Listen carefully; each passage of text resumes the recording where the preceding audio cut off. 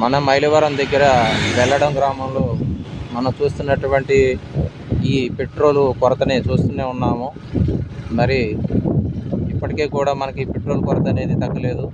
Kilometre పైగానే ఈ యొక్క లైన్ చూస్తూనే ఉన్నారు. మనకి ట్రాఫిక్ జామ్ అయినట్లు కనిపిస్తుంది. రోడ్డు పక్కన ట్రాక్టర్లు, వాహనాలు, అదేవిధంగా లారీలు ఇవన్నీ కూడా కనిపిస్తూనే ఉన్నాయి. కిలోమీటర్ వరకు మనకి విపరీతమైనటువంటి ట్రాఫిక్ జామ్ని మనం గమనిస్తూనే ఉన్నామండి. ఇది ఉదయం నుండి కొనసాగుతూనే ఉంది. ఉదయం 6 గంటలకు వచ్చినటువంటి వాళ్ళు 12:35 అయింది. ఇప్పటికీ కూడా ఎలాంటి రద్దీ అనేది తగ్గలేదు. చూస్తూనే ఉన్నారు కదా. ఇంకా వెళ్ళే వరకు ఈ రద్దీ అనేది తగ్గలేదు. ఇంకా కొనసాగుతూనే ఉంది. చూస్తూనే ఉన్నారు కదా. ఇంకా ఈ రద్దీ తగ్గపోవడానికి గల కారణాలు ఇంకా ఎప్పటికీ మనకి తగ్గుతాయనే విషయం మనం చూసుకెళ్ళిపోతున్నాం. పైన కనిపిస్తుంది పెట్రోల్ బంక్ అండి. పైన కనిపిస్తుంది, ఒకసారి చూడండి.